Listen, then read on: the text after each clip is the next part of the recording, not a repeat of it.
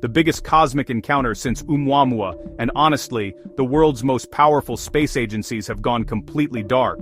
On October 3, 2025, an interstellar comet named 3I Atlas buzzed Mars, and the only proof we have is a ghostly smudge found by citizen scientists in public data. With billions of dollars of technology pointed right at it, the official images are missing in action. So, are we looking at a cover-up, a colossal failure, or the quiet prelude to a discovery that will change everything? Let's explore this together. The Flyby. So, what really went down on October 3, 2025? Imagine an object born in the dark between the stars, wandering for millions of years, finally entering our solar system. This visitor, 3I Atlas, made its closest pass to Mars at a distance of just under 0.2 astronomical units.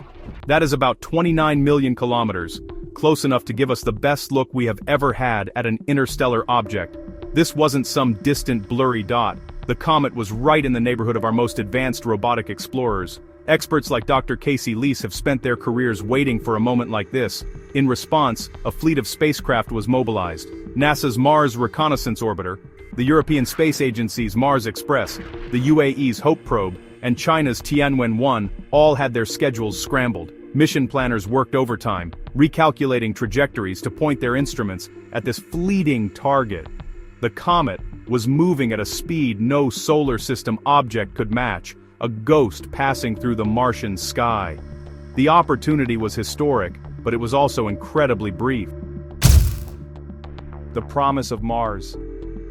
This was never just about getting a cool picture. This alignment was a once-in-a-generation chance to answer some of the biggest questions in planetary science. Having a world-class laboratory already in orbit around Mars meant we could study 3I Atlas in ways impossible from Earth. Think about it. The Mars Reconnaissance Orbiter's high-rise camera could potentially see the comet's nucleus or any fragments breaking off. Spectrometers like Omega on Mars Express or the Nomad instrument on the Trace Gas Orbiter were ready to taste the comet's atmosphere. Dr. Nicholas Thomas, who leads the team for the CASIS camera, knows these instruments are sensitive enough to detect the unique chemical fingerprints of interstellar ice.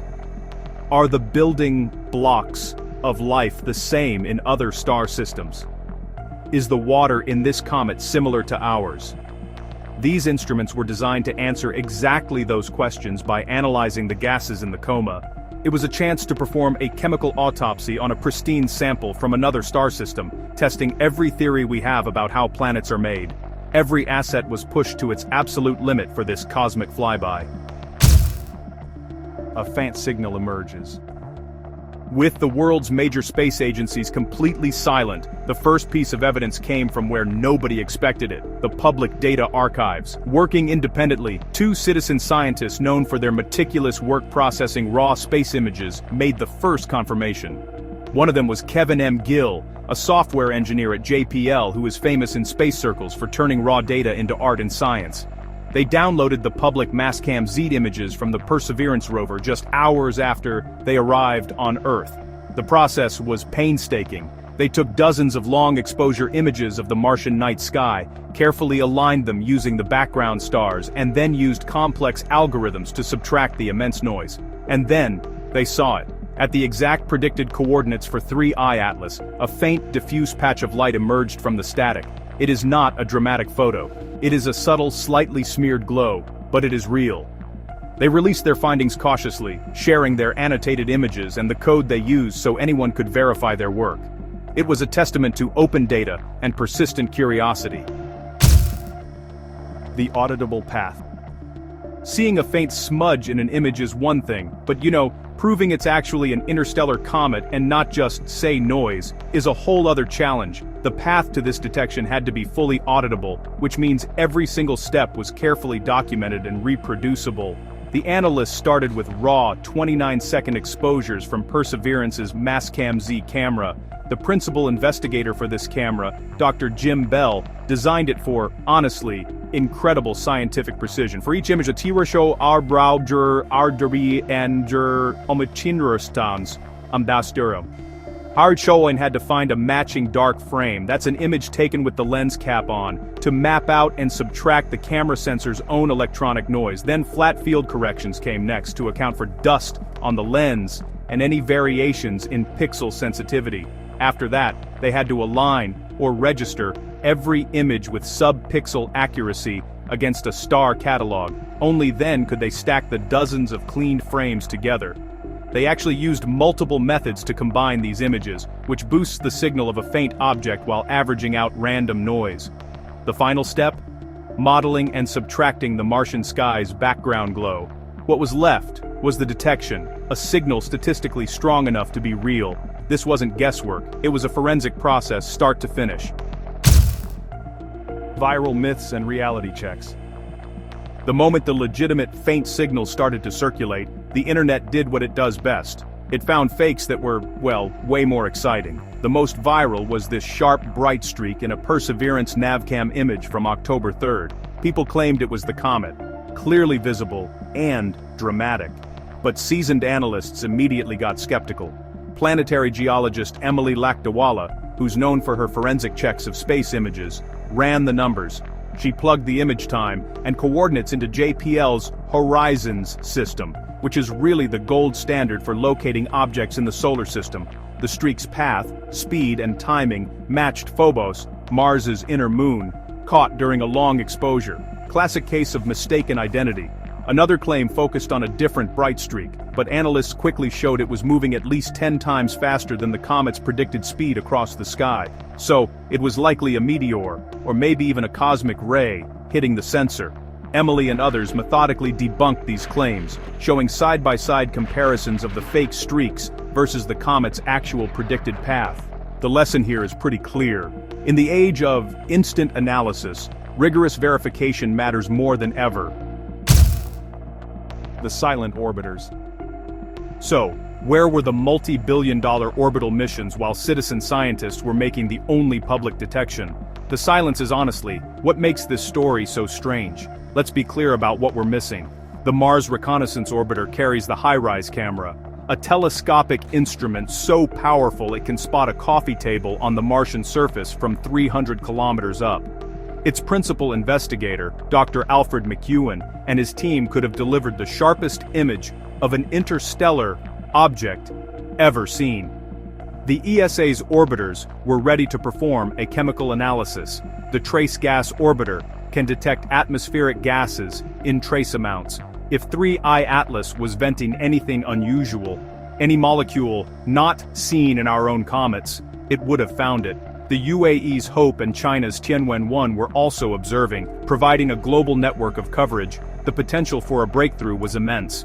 Yet, as of today, not a single raw image, spectrum, or even a low-resolution thumbnail has been released to the public. The data is either under embargo, stuck in a processing queue, or, well, maybe something else is going on. The knife's edge. Pointing a deep space orbiter is not like using a DSLR. It's, really an exercise in calculated risk, operating on what engineers call the knife's edge. The predicted position of 3I Atlas, its ephemeris, was constantly being updated. Each orbiter had to be slewed, or turned to point at a patch of empty sky, just hoping the comet would arrive on schedule. There's no real-time joystick. The commands are sent hours in advance, and the spacecraft executes them autonomously. It is, honestly, a leap of faith. The entire observation might hinge on a prediction that was off by just a fraction of a degree. Then there's the Deep Space Network, the communication lifeline to Earth. According to Dr. Lori Glaze, NASA's head of planetary science, bandwidth is a precious resource. All of NASA's Mars missions plus international partners have to share time. So even if an orbiter captured a perfect image, that data might sit in its onboard memory for days, waiting in line behind higher priority health and safety telemetry. A missed pointing window or a delayed downlink could mean the difference between a historic image and a frame full of empty space. Blinded by the sun. Just as the mystery of the missing data deepened, the curtain came down on any new observations from Earth. And you know, this isn't a conspiracy, it's just orbital mechanics at work. As October advances, 3I Atlas is approaching what's called superior conjunction, when it passes almost directly behind the sun from our perspective.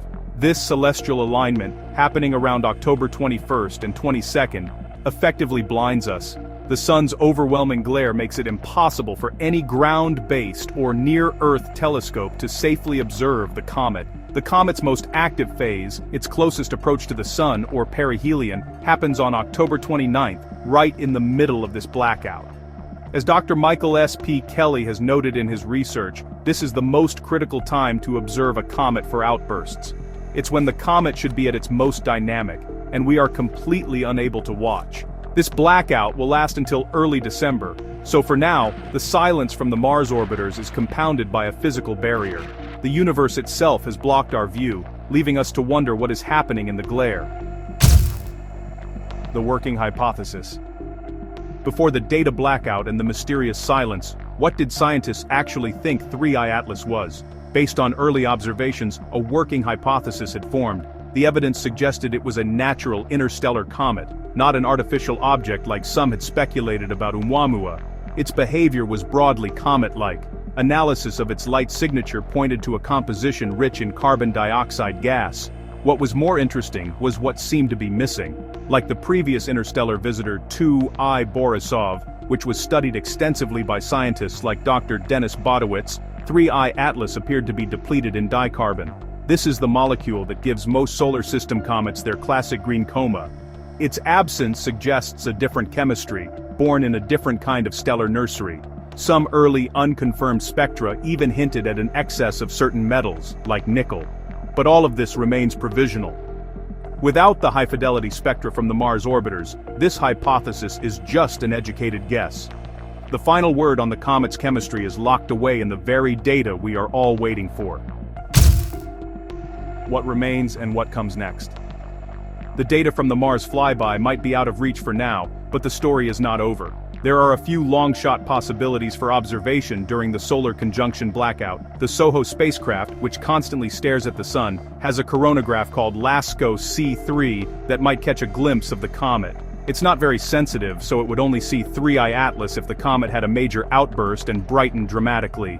Farther out in the solar system, the European Space Agency's JUICE spacecraft is on its way to Jupiter. Experts like Dr. Geraint Jones have confirmed that there might be a brief window in early November where JUICE could try to image the comet, but the real action will begin in late November or early December. That's when Earth's motion carries us out of the solar glare, and ground-based telescopes can finally get back in the game. When that happens, expect every major observatory to be pointed at that patch of sky, trying to recover the faint, receding visitor. Until then, the only confirmed public detection remains that single, faint stack of images from Perseverance. So, here we are. We stand on the edge of a potentially historic discovery, armed with more questions than answers. The only public evidence of 3I Atlas's Martian encounter is a faint signal teased from public data by curious minds, while the most powerful instruments in the solar system remain mysteriously silent. Is this a simple case of bureaucratic delay and the unforgiving realities of deep space communication? Or is the data so groundbreaking that it requires absolute certainty before being revealed? The truth is locked on a hard drive millions of miles away. What we do know is that the universe sent us another postcard from a distant star, and we are still waiting to read it. Don't forget to like, Rauwan Skrmeinstradais. Till then subscribe, Rauwak Onfine Sovri. Dateien scan en boberbine sten, redan spurs, and hit the bell icon for more deep dives into the mysteries of our cosmos. Thanks for watching Space Facts.